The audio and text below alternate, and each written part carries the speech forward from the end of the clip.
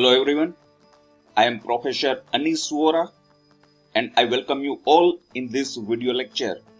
In this video lecture, we will study about one of the application of transistor as amplifier, and we will also study common emitter configuration of the transistor as an amplifier.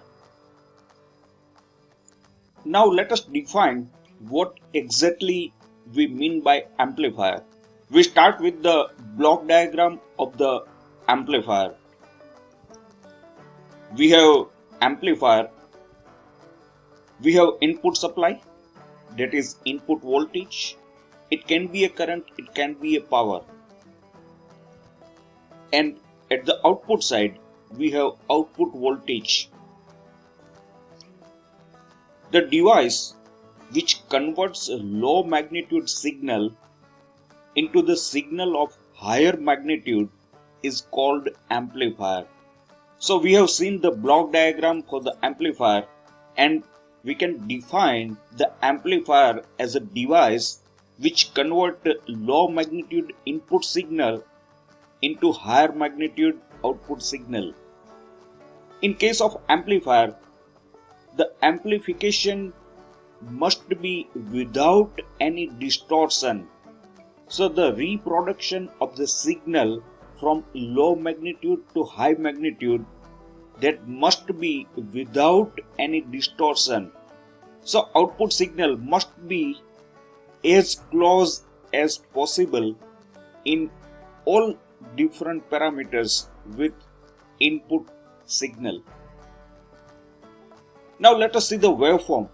As we discussed that the input signal might be in terms of voltage, in terms of current, or in terms of power, and magnitude change without changing any other parameters. Frequency remains same. So we have input signal with low magnitude. We have voltage amplification. So input voltage, that is Vi, the magnitude is small, and after amplification we have output signal, and that is with very high magnitude. Frequency and all other parameters remain as it is. So the reproduction of the output voltage, that is without any distortion, only the amplitude change, and it is known as a voltage gain. We have Vi, that is input voltage, Vo, that is output voltage, and the percentage increase in the amplitude of the signal, that is known as a voltage gain, and it is a ratio of output voltage to input voltage. So voltage gain indicates that how much amplification is done in the input signal. Amplification. Amplification is the process in which the low magnitude signal is converted into higher magnitude signal. So amplifier is a device and amplification is the process.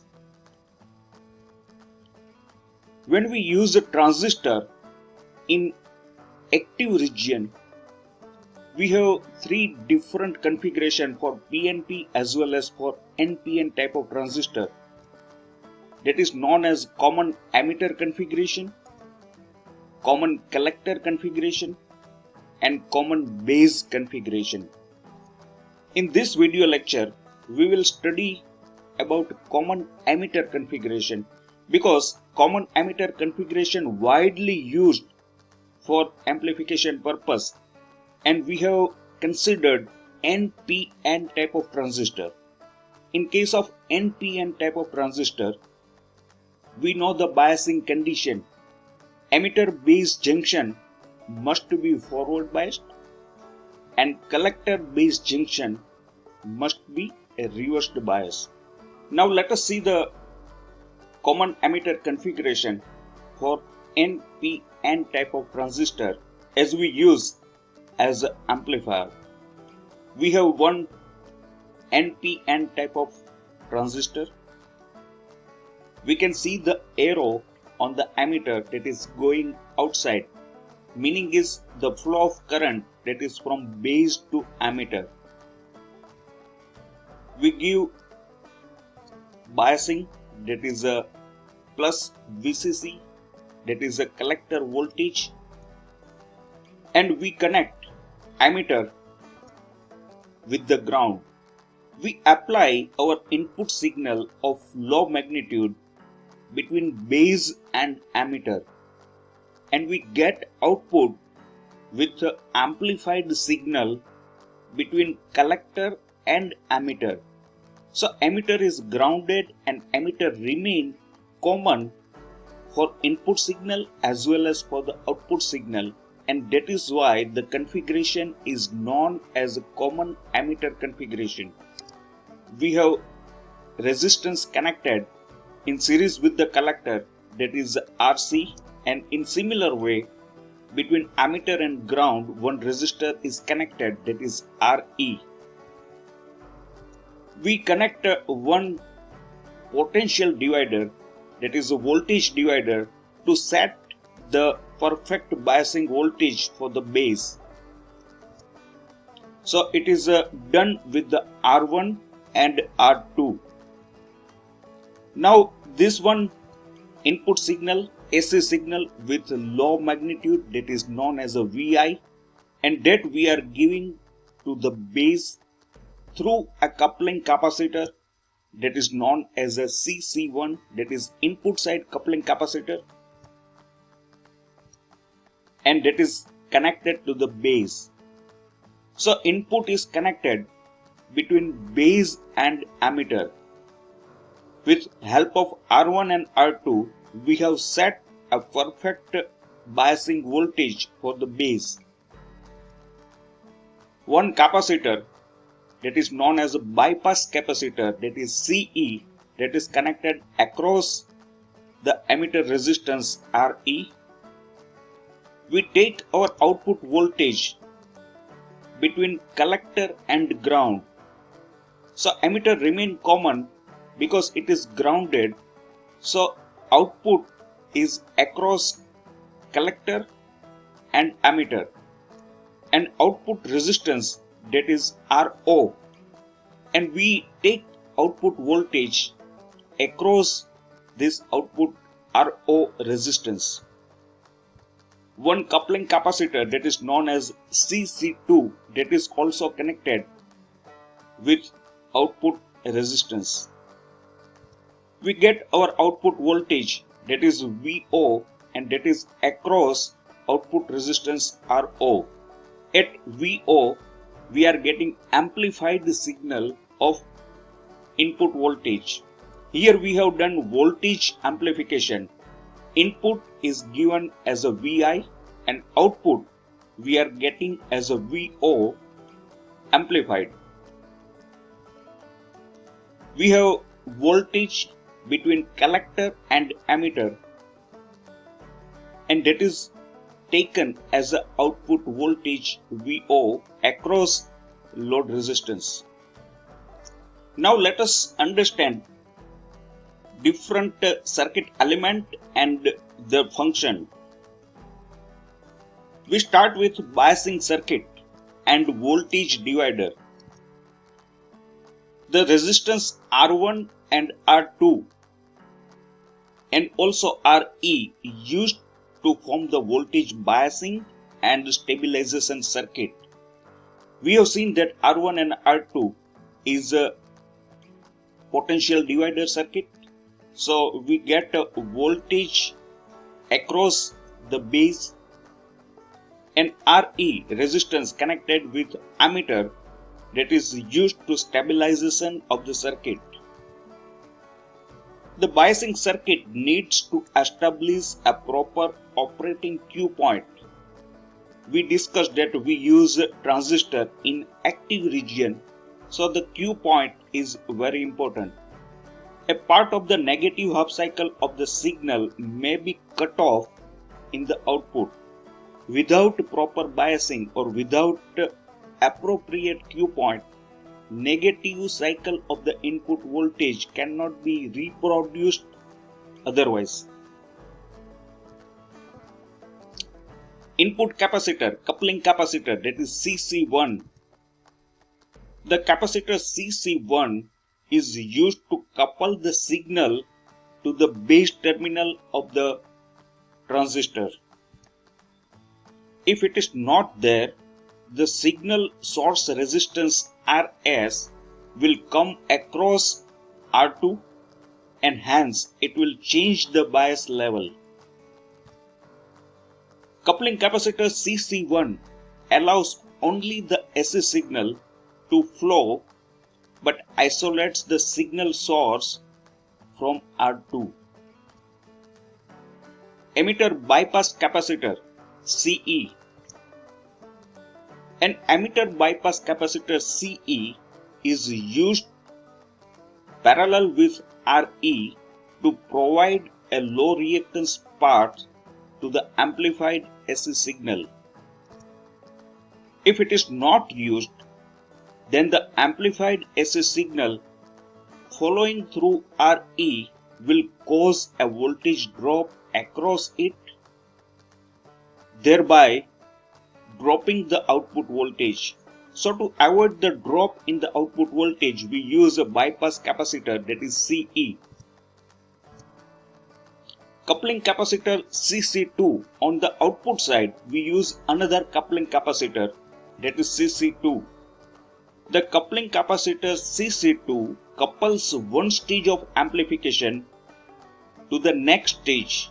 This technique used to isolate the DC bias settings of the two coupled circuit. Now let us understand the working of the common emitter configured amplifier. When we give positive half cycle of the input signal, when it crosses the bias level we set at the base current flow, and accordingly the collector current increase during forward bias condition. So voltage drop across collector resistance RC and voltage drop across collector emitter, that is a VCE, that identifies the output voltage. So as the collector current increase, the voltage drop across RC goes on increasing and the voltage across VCE goes on decreasing.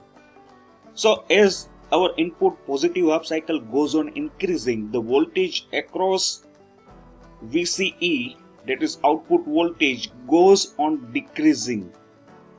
So total output voltage, that is amplified across common emitter, we are getting, that is subject to the biasing voltage, supply voltage we give at the collector, that is plus VCC.